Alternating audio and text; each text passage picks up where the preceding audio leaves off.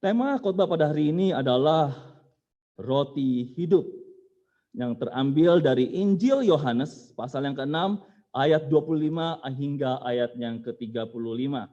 Injil Yohanes pasal yang ke-6 ayat 25 hingga yang ke-35. Saya mengundang Bapak Ibu saudara-saudari untuk membuka Alkitab Injil Yohanes 6 ayat 25 hingga ayat yang ke-35. Beginilah firman Tuhan. Ketika orang banyak menemukan Yesus di seberang laut itu, mereka berkata kepadanya, "Rabi, bila mana engkau tiba di sini?"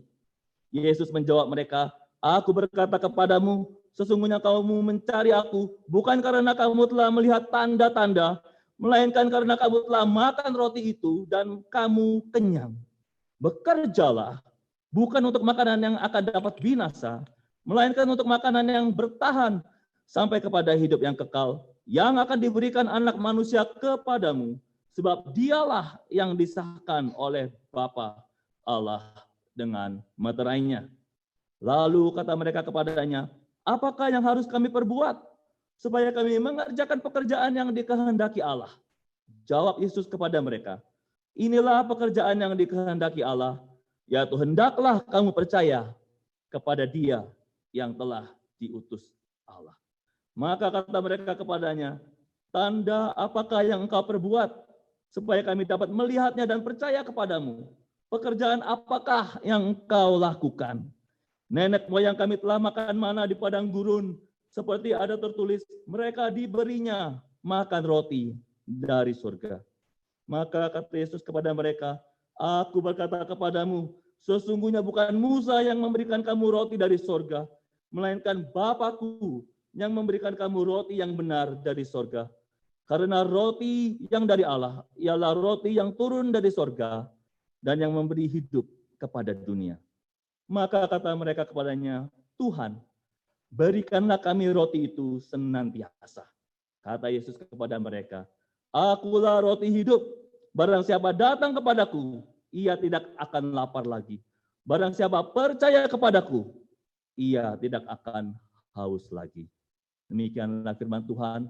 Berbahagialah orang yang membaca firman, mendengar firman, dan menjadikan firman sebagai otoritas tertinggi di dalam kehidupannya. Pada suatu hari Tuhan Yesus bertanya kepada murid-muridnya, "Kata orang, siapakah Anak Manusia itu?"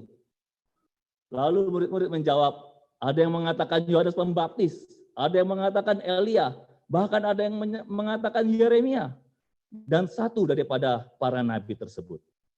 Lalu Tuhan Yesus bertanya lagi kepada mereka, "Tetapi apa katamu? Siapakah aku ini?" Lalu salah satu murid, Simon Petrus, yang terkenal sangat pemberani itu, dia menjawab, "Engkau adalah Mesias, Anak Allah yang hidup. Engkau adalah Mesias, Anak Allah yang hidup." Tentu saja tidak semua orang mempunyai pendapat yang sama seperti apa yang dinyatakan Petrus tentang Tuhan Yesus. Orang banyak yang mengikuti Tuhan Yesus yang kita baca tadi di Injil Yohanes pasal yang ke-6, mereka memiliki pendapat yang sangat berbeda daripada Petrus. Tuhan Yesus berkata kepada mereka, "Aku berkata kepadamu, sesungguhnya kamu mencari aku bukan karena kamu telah melihat tanda-tanda," maksudnya di sini tanda-tanda adalah mujizat, "melainkan karena kamu telah makan roti itu dan kamu kenyang." Bagi mereka, Yesus bukanlah Mesias yang dikatakan oleh Petrus. Bagi mereka, Yesus adalah seorang rabi yang mengenyangkan lapar mereka. Mereka hanya peduli akan roti. Mereka melihat Yesus hanya sebagai seseorang untuk memenuhi kebutuhan jasmani mereka. Tuhan Yesus mengingatkan mereka, "Bekerjalah bukan untuk makanan yang akan dapat binasa, melainkan untuk makanan yang bertahan sampai kepada hidup yang kekal." Dengan kata lain, apa yang Tuhan Yesus katakan adalah, makanan itu penting, roti itu penting supaya kita dapat bertahan hidup. Akan tetapi kita juga perlu roti dari surga yang memberikan hidup yang kekal. Hidup kita bukan hanya di dunia ini saja, Ada suatu kehidupan setelah kita mati. Dan kita perlu roti dari surga, yaitu Kristus Yesus sendiri, yang dapat memberikan hidup di dalam kekekalan. Izinkan saya bertanya kepada saudara-saudari sekarang, bagaimana dengan engkau? Menurut engkau, siapakah Yesus itu? Injil Yohanes, di dalam Injil Yohanes terdapat 7 kalimat yang diucapkan oleh Tuhan Yesus.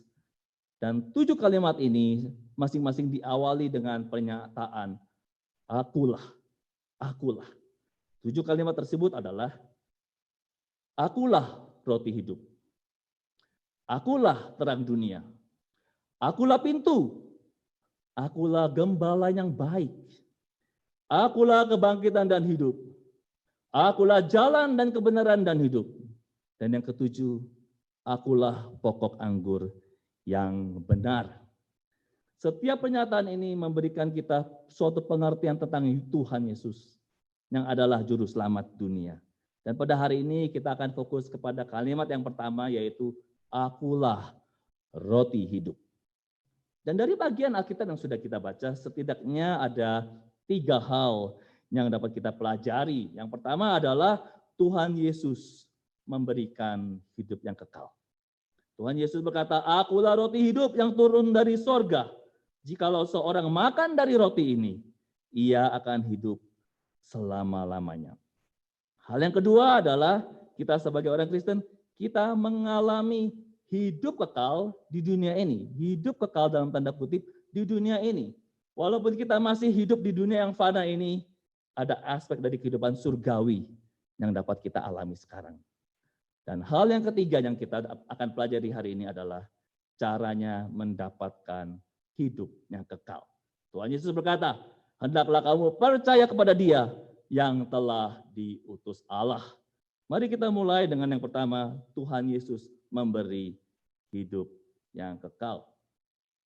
Kita kembali kepada Injil Yohanes pasal 6 tadi.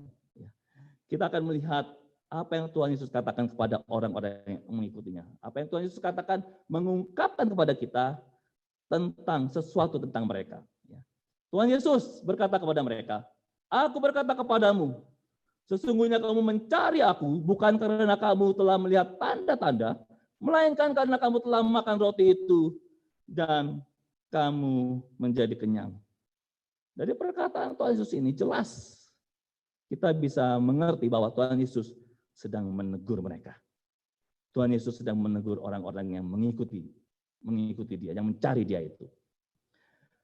Saya harap kita tidak salah mengerti di sini.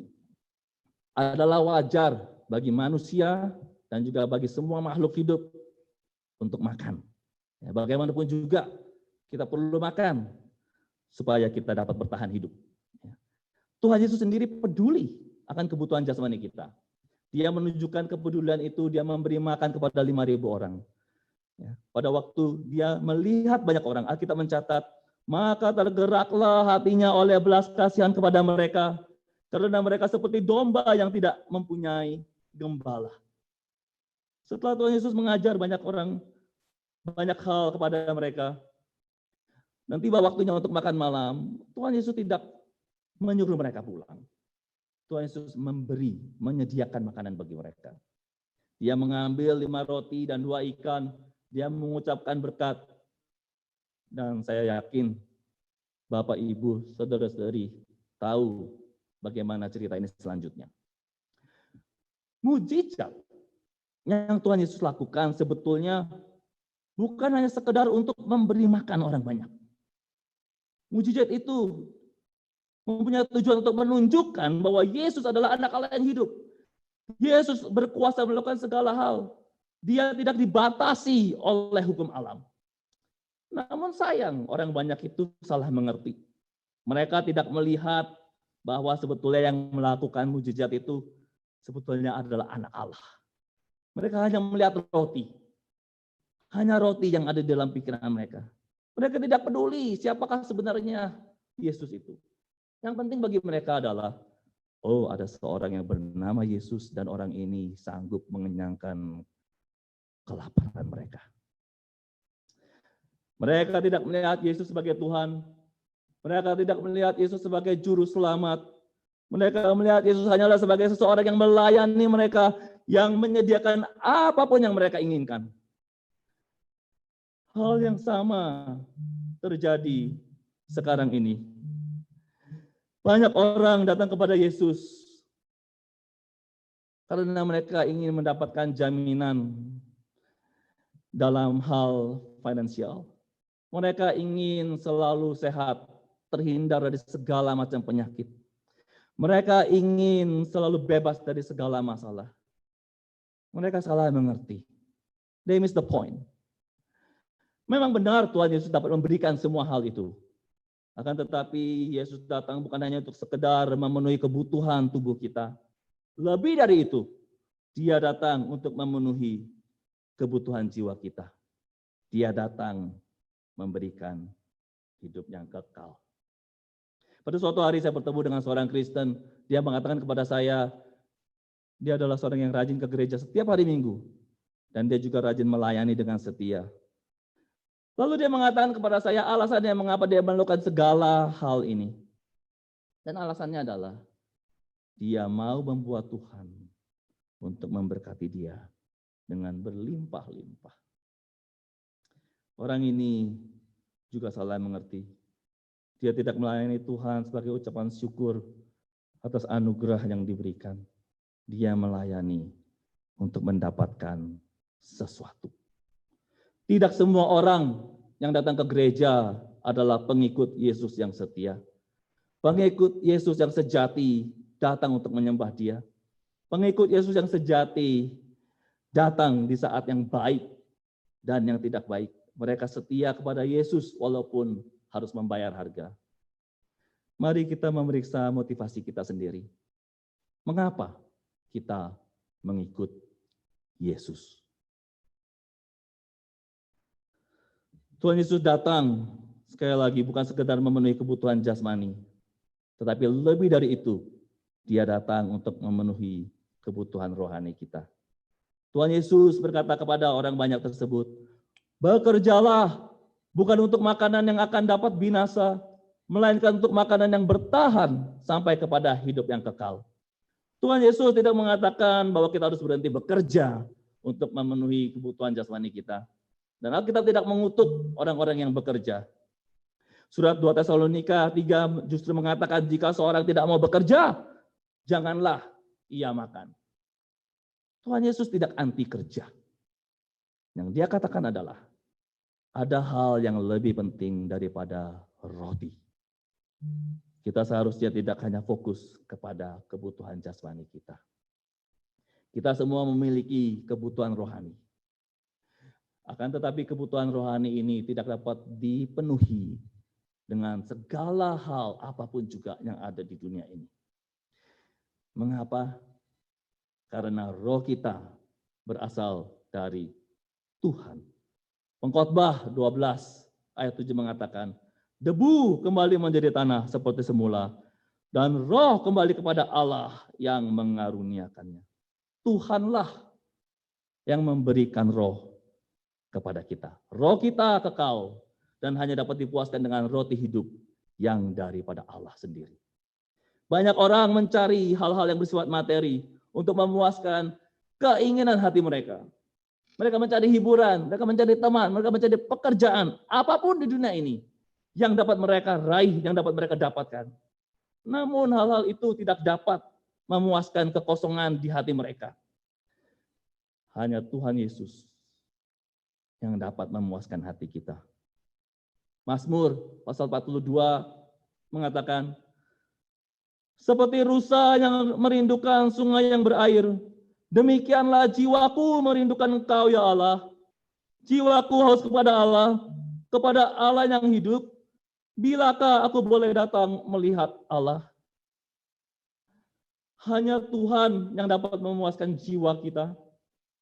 Roti yang Tuhan berikan tidak hanya memuaskan hati kita, tetapi juga memberikan kita hidup yang kekal. Nah, sebagai orang percaya, hidup kekal sudah dapat kita alami sekarang ini. Walaupun tidak secara penuh, walaupun masih jauh daripada sempurna.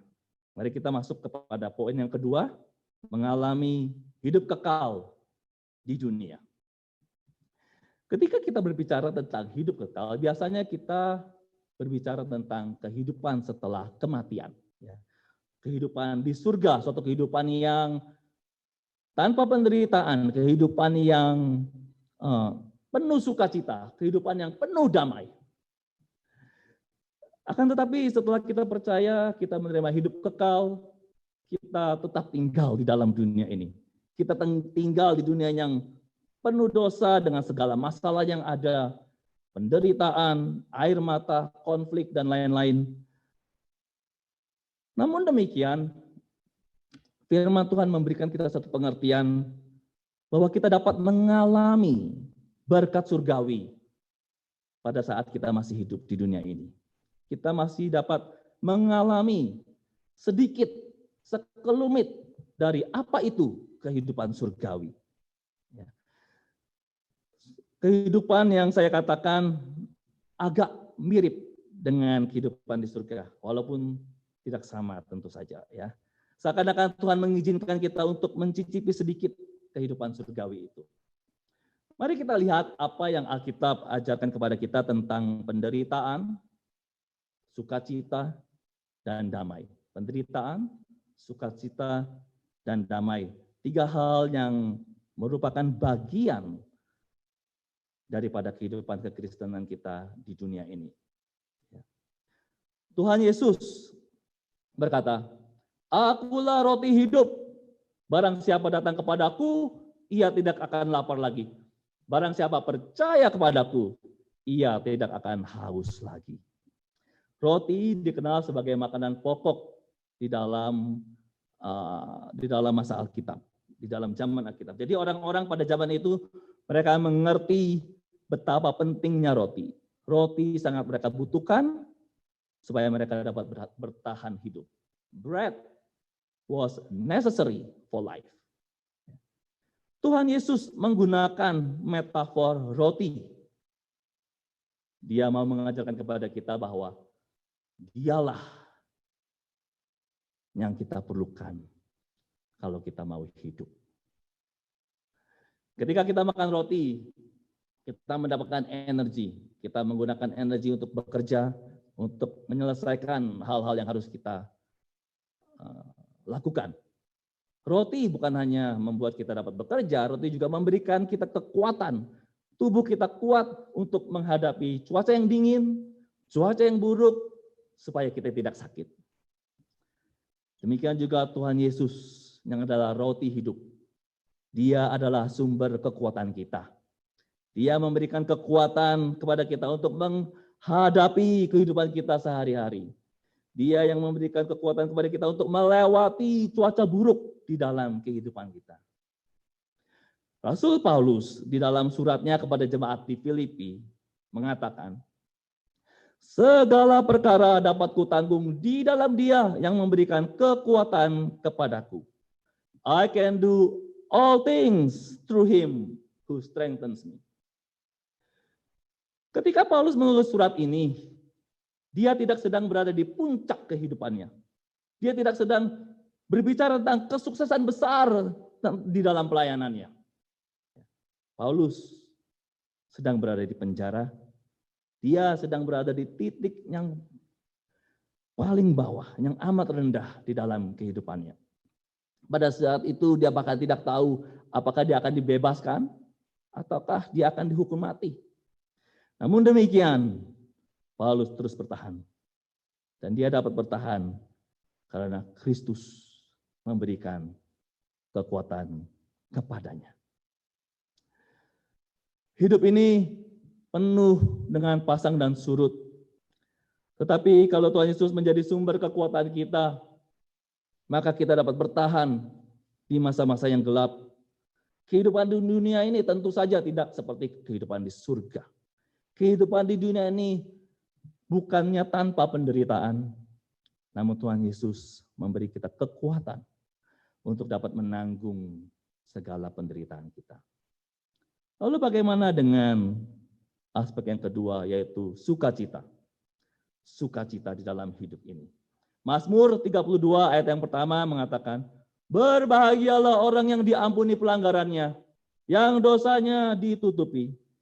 Kata berbahagia di sini juga mempunyai makna bersukacitalah.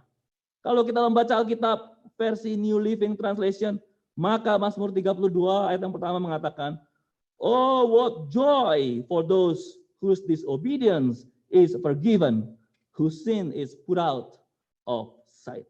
Oh, betapa sukacitanya mereka yang diampuni kesalahannya. Saya percaya tidak ada sukacita yang lebih besar daripada sukacita diampuni dosanya. Diampuni berarti kita tidak lagi berada di bawah murka Allah. Diampuni juga berarti bahwa Tuhan mengasihi kita. Tuhan menjadikan kita miliknya. Kita mempunyai relasi dengan Tuhan. Dia akan selalu memegang kita. Dan orang lain dapat melihat sukacita yang sukacita tersebut di dalam hidup kita. Sukacita itu nyata karena kita tahu bahwa kita sudah mendapatkan hal yang terbaik di dalam hidup ini. Tidak ada yang dapat dibandingkan dengan kasih Allah kepada kita di dalam Kristus Yesus. Bagaimana dengan aspek damai? Yohanes 14 ayat 27 mengatakan, damai sejahteraku kuberikan kepadamu, dan apa yang kuberikan tidak seperti yang diberikan oleh dunia kepadamu. Janganlah gelisah dan gentar hatimu. Sebagai orang Kristen, kita tidak bebas dari masalah. Kita tidak sepenuhnya kebal dari penyakit. Dan seringkali kita tidak dapat menghindar dari kemerosotan ekonomi. Engkau mungkin tidak terkena, engkau mungkin terhindar dari virus corona. Tetapi kemungkinan besar engkau akan merasakan dampak daripada kemerosotan ekonomi. Tetapi damai sejahtera Tuhan yang menguasai hati kita sedemikian rupa, membuat kita tidak takut, membuat kita memiliki keberanian untuk tetap melangkah maju. Damai yang kita miliki, damai yang ada di dalam hati kita diawali dengan perdamaian dengan Allah.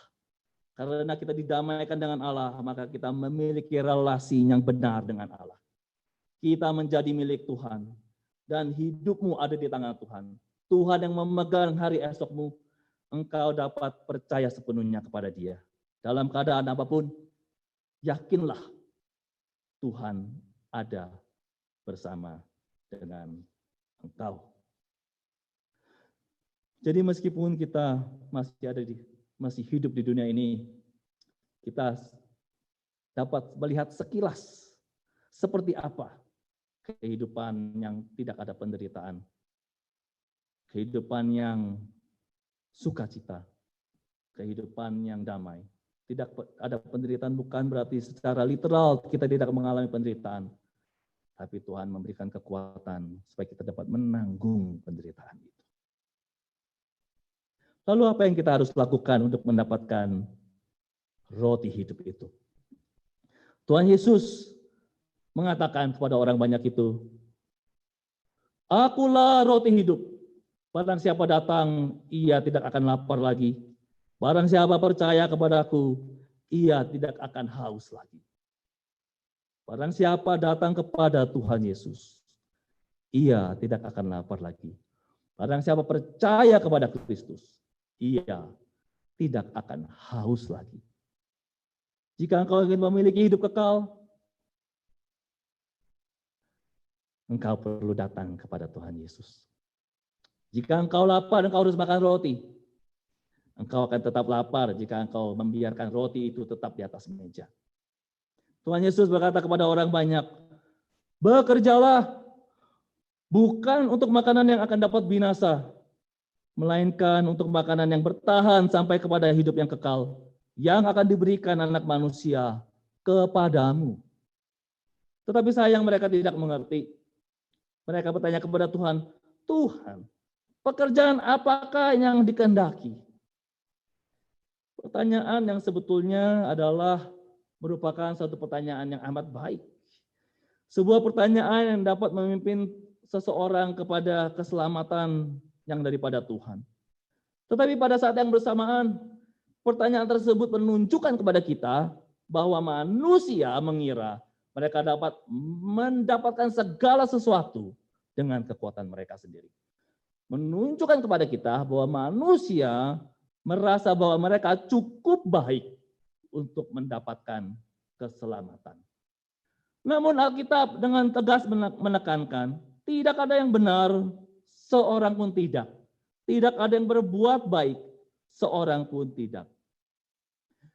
Selama kita belum diselamatkan, kita tidak akan dapat menjadi benar di hadapan Tuhan. Karena kita adalah orang-orang berdosa. Dan Tuhan tidak toleransi dengan dosa. Oleh karena itu semua perbuatan baik kita yang dilakukan sebelum kita menerima keselamatan menjadi tidak layak di mata Tuhan. Oleh karena itu Alkitab mengatakan Allah mengaruniakan anak yang tunggal datang ke dunia, mati di salib untuk menebus kita. Tuhan Yesus menggenapi hukum Tuhan. Dia menggenapi hukum Taurat dengan sempurna bagi kita. Kebenaran Tuhan Yesuslah, the righteousness of Christ, yang diperhitungkan Tuhan bagi kita, sehingga kita dapat layak masuk ke hadirat Allah Bapa. Kalau engkau bertanya bagaimanakah caranya mendapatkan hidup yang kekal? Firman Tuhan berkata bahwa yang harus engkau lakukan bukanlah perbuatan yang baik, melainkan engkau harus percaya kepada Dia yang telah diutus oleh Allah. Lalu apakah itu berarti bahwa orang Kristen tidak perlu melakukan perbuatan baik? Oh, sama sekali tidak demikian. Ya. Iman yang menyelamatkan adalah iman yang menghasilkan perbuatan baik. Orang Kristen yang sejati, yang sudah diselamatkan, dia akan melakukan perbuatan baik. Perbuatan baik adalah menjadi bukti daripada iman kita. Apakah engkau mau mendapatkan roti yang bertahan sampai hidup yang kekal? Percaya kepada Tuhan Yesus. Roh Kudus akan membuat imanmu bertumbuh dan engkau juga akan bisa menjadi berkat bagi orang lain. Amin. Mari kita berdoa. Bapa Surgawi, kami bersyukur karena Engkau sudah mengaruniakan kepada kami Tuhan Yesus, roti yang benar, roti hidup dari surga. Kami mengucap syukur untuk kasih Tuhan, untuk kekuatan, untuk damai sejahtera yang kami terima bersama dengan anugerah keselamatan. Kami mohon Roh Kudus yang menolong kami bertumbuh terus di dalam anugerah Tuhan. Kami mau hidup mengasihi Tuhan. Kami juga mau hidup mengasihi sesama kami. Terima kasih Bapa. Kami berdoa hanya dalam nama Tuhan Yesus Kristus, satu-satunya juru selamat kami yang hidup. Amin.